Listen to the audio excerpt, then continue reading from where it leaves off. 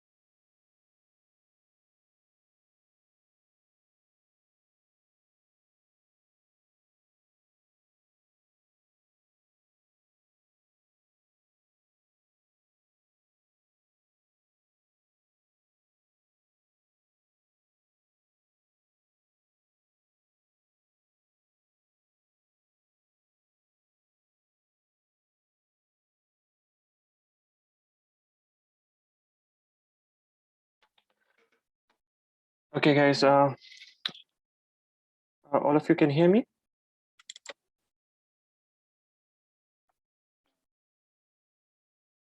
Okay, great. So I've already sent the tutorial solutions for this week, right? So just in case if you are not able to follow through, the solution is already there. You can download it from the chat box, right? And I believe this meeting, this particular session will end in 40 minutes. So just in case if the session ends in between, what I want you guys to do is to rejoin this same meeting using the same link, right? Because I'm sure this whole tutorial won't end in under 40 minutes, right? So that's the other thing. And when you join in the second time, right, make sure you rename your participant, right? Your participant's username. Rename your username as, your username should have your student ID and your name together, right? So that it is easier for me to update the attendance, right? And anyways, so let's start with this week's tutorial. Question number 7.1, right? Question number 7.1, the first 5 points of a 8-point DFT of a real valued sequence are, right, this is a sequence that is given, determine the remaining 3 points, right? So in order to determine the 3 points,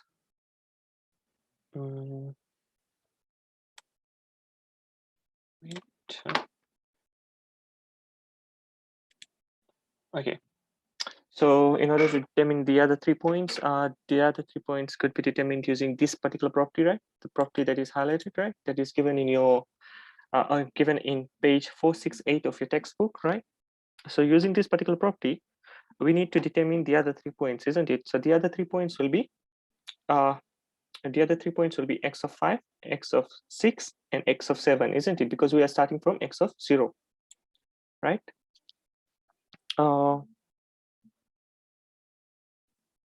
You guys are not able to see. Can you see the? Wait, let me see.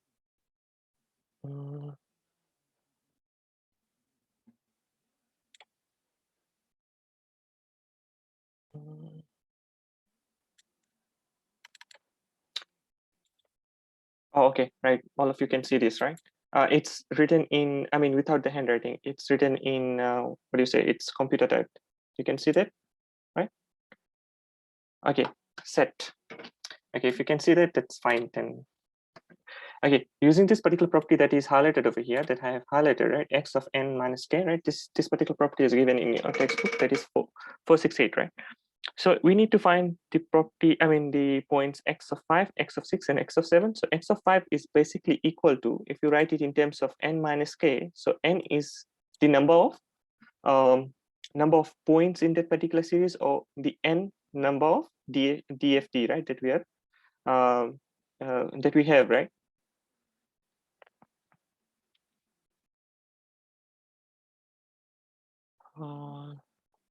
So select current screen sharing option so that you have.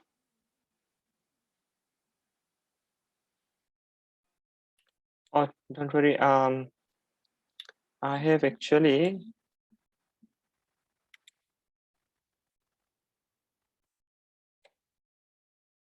Wait, just hold on. Just hold on for a sec.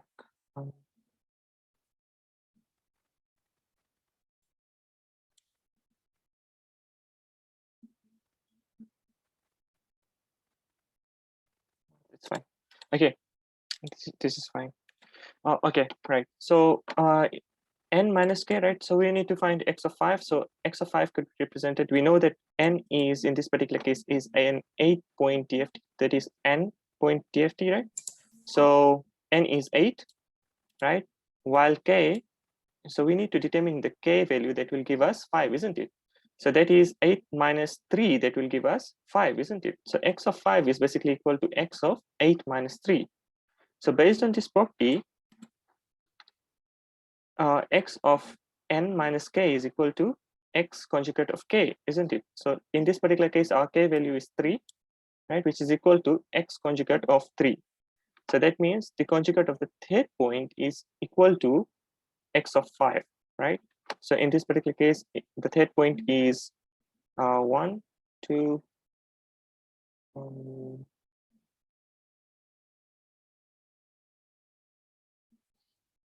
x of 3. So x of 0, x of 1, x of 2, right? This is x of 2, and this is our x of 3, right? So the conjugate of this will be 0.125 plus j 0.0518, right? So this is the value that we have, right? After doing the conjugate of x of 3. Likewise, we do for x of 6, right? So in this particular case, our k value will be 2, right? So that will be equal to conjugate of 2, right? X of conjugate of 2, right?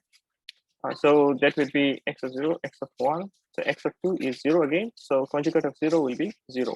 Likewise, we do it for x of 7. And we end up with this particular point, right? That is basically the conjugate of the second point, or conjugate of x of 1, right?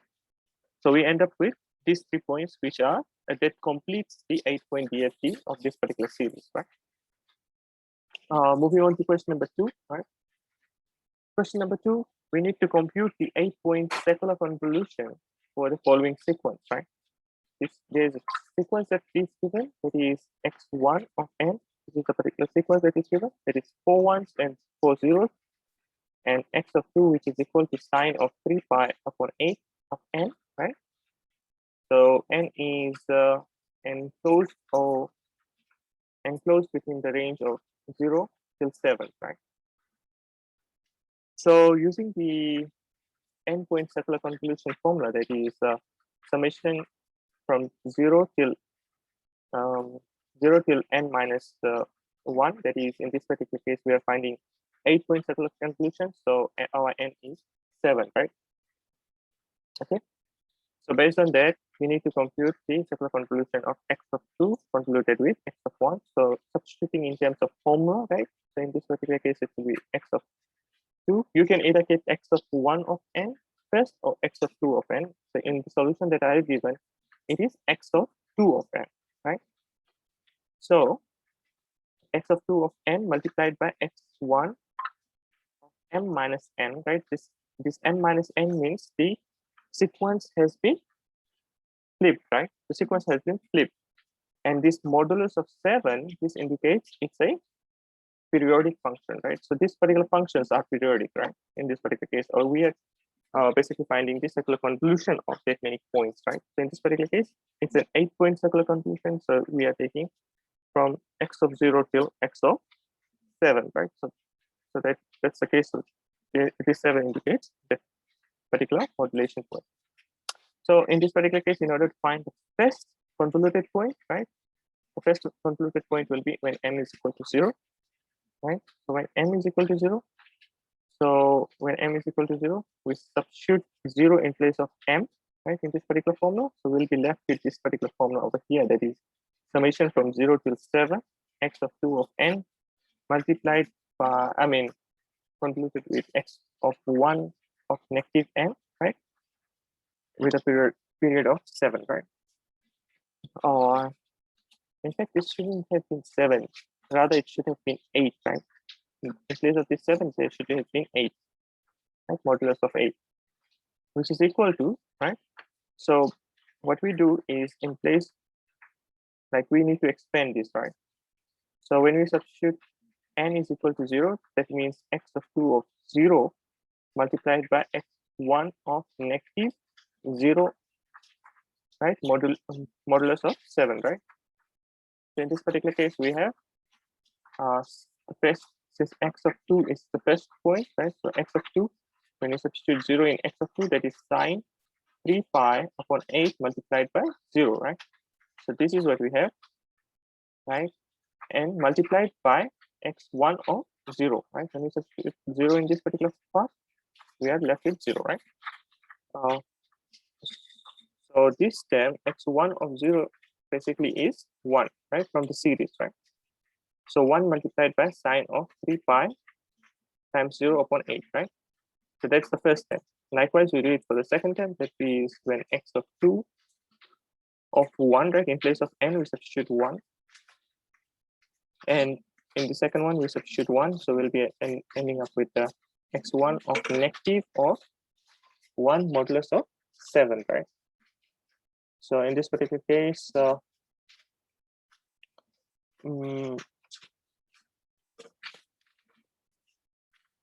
first point is, sine of 3 pi upon 8 multiplied by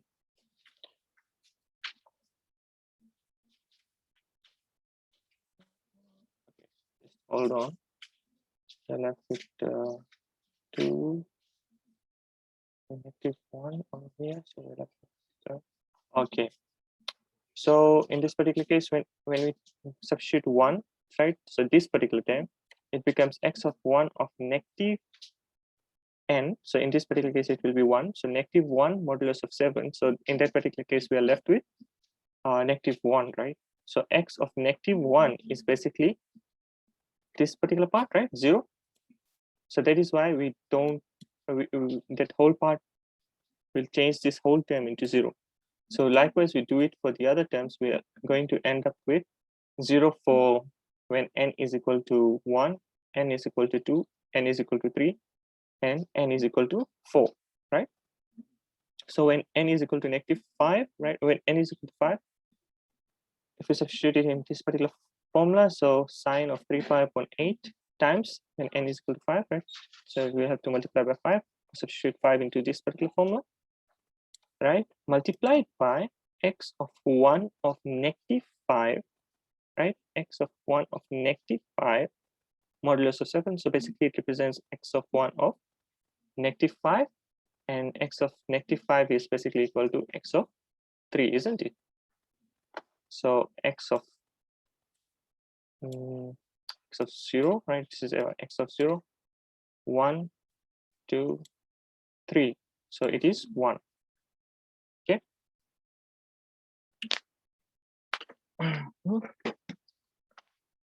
So it is 1. So sine, this whole term will be multiplied by 1. So 1 is not written here. So likewise, we do it for x of, when n is equal to 6, right? We'll be ending up with these terms, right? So we sum it up in order to find the first convoluted point when m is equal to 0. So we'll be ending up with 1.25, right?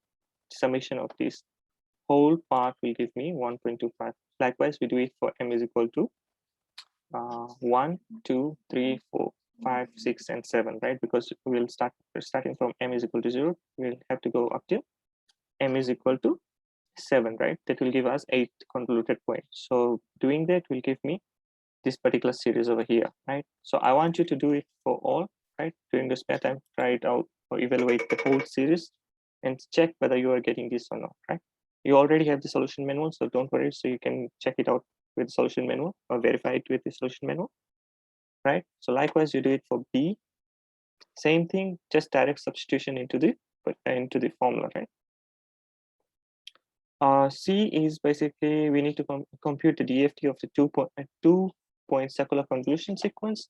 So in this particular case, you are just finding the DFT of x1 of n, and then finding the DFT of x2 of x2 of n. Right, once we have found the DFT, so that is what is being done over here. It's just taking x of n, just directly taking the sequence and substituting it into this particular formula, right? All of you must be aware of the DFT formula so far, right? So basically substituting into this particular formula and evaluating it. So we'll be getting x1 of k as this, right? The DFT of x1 of n is given by this, right? Likewise goes for 7x of 2 of k, right? So this is the DFT that is given, right? So we already know when we are computing a circular convolution, right? When we are doing circular convolution of two sequences, right? Like we did over here, right? So two circular convolutions, right? I mean, we are doing a circular convolution of x1 of n with x2 of n. So when we are doing a DFT of x1 of n with finding the DFT of x2 of n, right? So basically finding the DFT of both of these sequence and multiplying it together, that will give me the circular convolution of x1 of n with x2 of n, right? You already know when we are finding the normal DTFT of a sequence multiplied with the other sequence, DFT of the other sequence will give me a linear convolution. But in part of DFT, right, that is discrete Fourier transform, when we are doing a discrete Fourier transform of a signal and multiplying it with the other signal, we are basically finding the circular convolution in time domain, right? So that is what is being verified over here. So you can check that out during your spare time again, right? So I'll skip that for now. I want you guys to try it, right? Because we don't have much time to do all this problem. So I want you guys to try it out on your own. And then, if you have any queries, we can discuss it during our remedial classes, right? 7.3. 7.3. So 7.3 says to let x of k, right? There's a sequence that defines x of k, right? From this particular point to this particular point, right? Be a DFT of a sequence of x of n between the range of 0 till n minus 1. And we define x dash of k as this, right? This is sequence that is given, right? And we need to compute the inverse endpoint DFT of x dash of k. What is the effect of this process on the sequence of x of n, and explain, right? So in this particular case, this is the sequence that is given, right? Isn't it? So if you pay attention to this sequence, this particular part x of k is basically multiplication of this sequence by 1, right? And then this bottom part, when the sequence is 0, is basically multiplying 0 with this x of k in order to get x dash of k, right? So when we can consider x dash of k is equal to y of k, right? So if x dash of k is equal to y of k, in that particular case, these particular parts will be given by x of k multiplied by h of k, right? So we know by comparison, we know that this particular part over here, our h of k will be equal to 1, and our h of k over here will be 0. The range will remain the same, right? If the range remains the same, we can see that it's high for a low frequency range, and it is low for high frequency range. Basically, it represents a low pass filter, right? So this particular part, by comparison, gives us a low pass filter, right? So in this particular case, what happens is we can conclude, hence this leads to the conclusion that x dash of k, the inverse endpoint DFT of x dash of k is a low pass version of x of n. Okay, so basically x of n has been filtered using a low pass filter in order to get x dash of n, right? And this x dash of k is the DFT of x dash of n. Right? That's the conclusion from this particular point. Moving on to question number 7.7. If x of k is DFT of the sequence x of n, determine the endpoint DFTs of the sequence xc of n is equal to x of n cos 2 pi k naught n upon n, and x of s of n is equal to x of n sine 2 pi k naught n upon n, right? So basically one is a cosine function, the other one is a sine function, right? So we need to find the DFT of x of k of these two sequences. So basically whenever it says x of k, it is a capital X of k of a sequence. It is the discrete Fourier transform of those particular sequences, right? So it says endpoint DFT. So basically we can directly substitute we can consider this as a function, right? And we just need to substitute it into the DFT formula in order to find the DFT of that, right? So taking this sequence, right? This is a sequence that we have, right? Multiplied by e to the power of j 2 pi k n upon n. So this particular part, we can write cos of this, right? Of these in terms of Euler's form, right? So that in terms of Euler form, it will be half into e to the power of j theta plus e to the power of minus j theta. So in this particular case, theta is 2 pi k naught n upon n, right? So directly substituting that will give us this, and then we can expand it, right? We can expand this. We can see that we have the common base between these two terms. So what happens to the power? We just need to add it, right? So that is what is being done over here. On the other side, the first part will be positive theta, the other one is a negative theta, right? So over here, same goes for the next side, right? That's how we expand it, and we come to a conclusion that we get half of x of k minus k naught, and this capital N indicates it's a periodic function, right? So we get this as an output. So likewise, we can do it for the sine part, right? For the sine part, in place of sine, we substitute the Euler's form, that is 1 upon 2j into e to the power of j theta minus e to the power of j theta. So in this particular case, our theta is equal to 2 pi k naught n upon n, and expanding it, right? We can expand it and we can come to a conclusion that we get the this particular part, right? So all the workings are here, just in case if you are not able to follow through, just let me know, right? So this one is pretty simple. Determine the circular convolution of a sequence.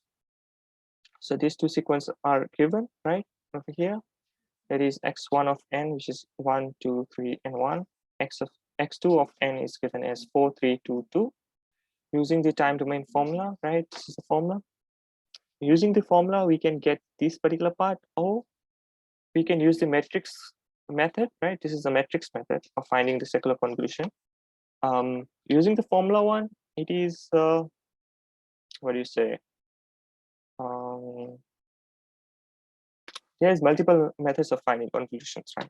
So using the formula, you get you just directly need to substitute the values, right? So if you were to just do for the first convolution, or when n is equal to 0, the first convolution part, the first convolution value, right, over here would have been x1 of m. So m is equal to 0, right? N is equal to 0 over here. So x1 of m into x2 of negative m, right, modulus of 4. So that would have given me, if I had to directly use this particular formula, right, for the first term would be when n is equal to 0. So when n is equal to 0, I would have had these particular terms, right? So we first substitute 0, right? Once we have this, in place of n, we have already substituted 0. So we just need to substitute m values up till 3, right? So if we substitute that, we'll have x1 of 0 multiplied by x2 of negative 0. So we'd have ended with 1 multiplied by 4, right? So this is equal to, the first part would have been equal to 4. I mean, yeah, 4.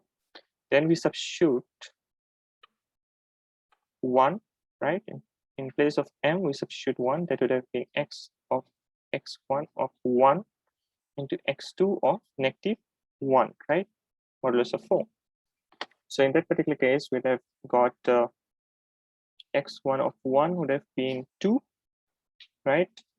And x of negative 1 would have been, this is equal to negative 1 would have been 2, right? So we'd have ended up with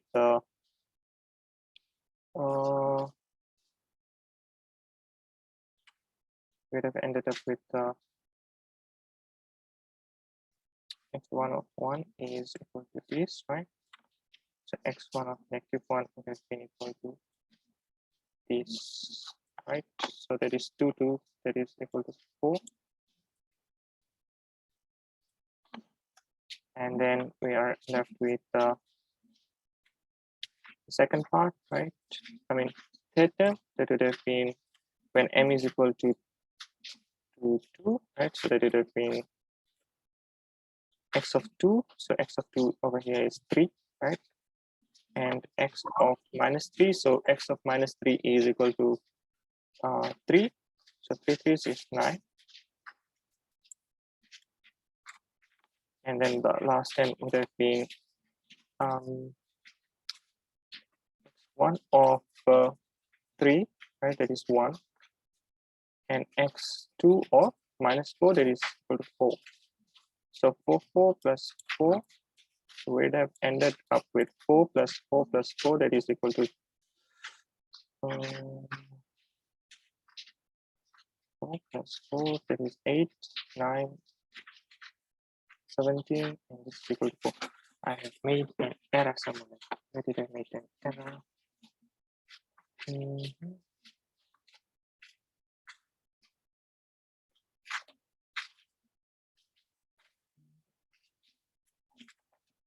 So that is equal to,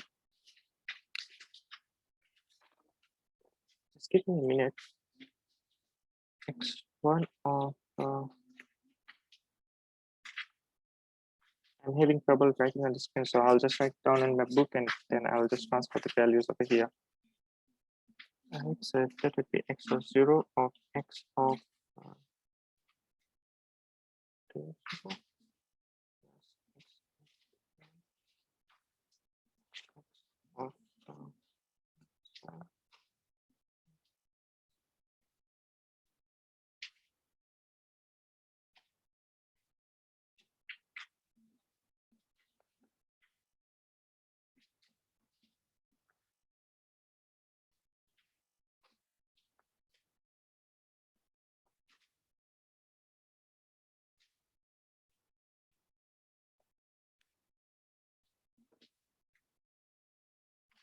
so 2 plus x1 plus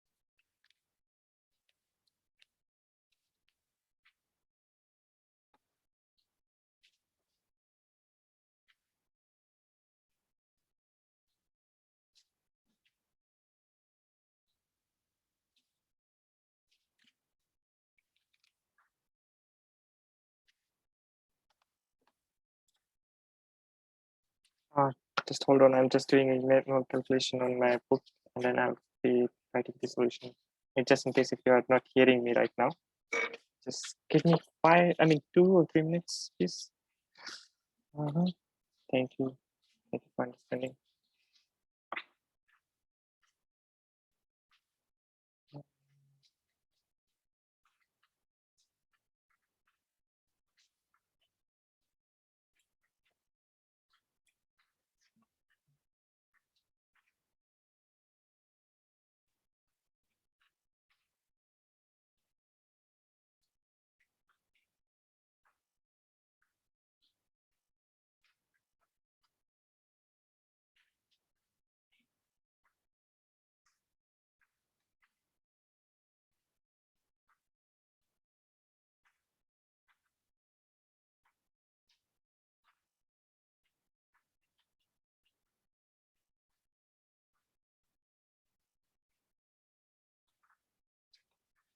Anyways, we can try this the other way, the matrix method, right? The matrix method is much more easier. I'll just teach you the matrix method because I'm using up the time. So rather than using this one, right, you can use the formula. It's totally up to you. But we can use the matrix method. That the matrix method is that we need to write this sequence. The first column is rewriting the sequence of the first, the sequence of this the first series, right? So that is 1, 1, 2, 3, and 1. So where we stop, we carry it to the next next column, right? So we have stopped at 1. So we carry that to this next column. That is 1, right? And then that's 1. I mean, we have written 1, and then what happens? The same sequence repeats, right? We go back to the first part. And we have written 1. We go back to the first one. It starts from 1, and the second one is 2, and then 3. We are stopping at 3. So we start the next column at 3, right? We are starting at 3. So the next one is 1, right? 1. Once we end this whole series, we go back to the first one, 1, 2, right? And then we are stopping at 2. For the next column, we start at 2, right? Start at 2. The next point would be 3. Next one is 1, right? And then we go back to the starting point, 1, until we have a n by n matrix, right? We do this until we have an n by n matrix. So in this particular case, our n is 4, isn't it? So we need to have a matrix of 4 by 4, right? So the first column will be the same sequence as it is 1, 2, 3, 1. So the last point we stop at for the first column will be the beginning of the second column, right? So we are starting at 1. We have stopped at 1. So we start at 1. So this means we have ended the whole sequence, and then we go back to the starting sequence. So we have 1, 2, and 3. So likewise, we do it for the 4 columns, right? And then we multiply it with a single column of the second sequence, right? That is just writing this as it is a single column. So 4, 3, 2, and 2, right? And then we evaluate it. So we'll come to 17, 19, 22, and 19. All of you must be knowing how to evaluate a matrix, isn't it? That is run and dive. That is 1 multiplied by 4, right? Then 1 multiplied with 3, plus 3 multiplied with 2, plus 2 multiplied with 2. That will give me the sum as 17, right? So in this particular way, we can evaluate circular convolution using the matrix method, right? Moving on to 7.7,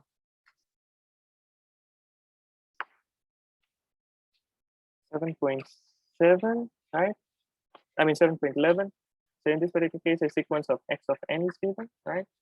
So we need to compute the DFT of this sequence. We need to compute the DFT of the following sequence. Actually, that is a of x1 of n, which is given by this, right?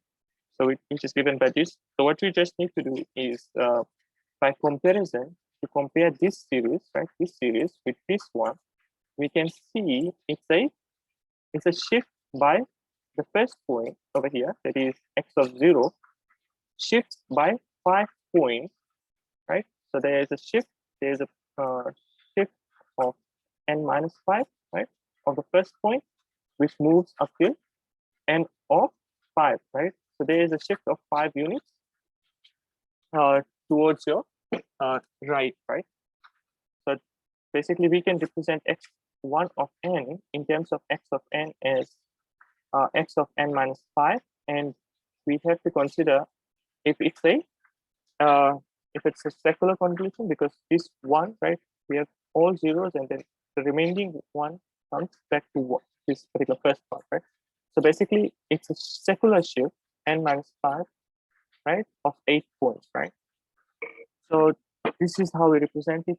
So if we had to find the DFT of the sequence, it is basically the DFT of x of n, right,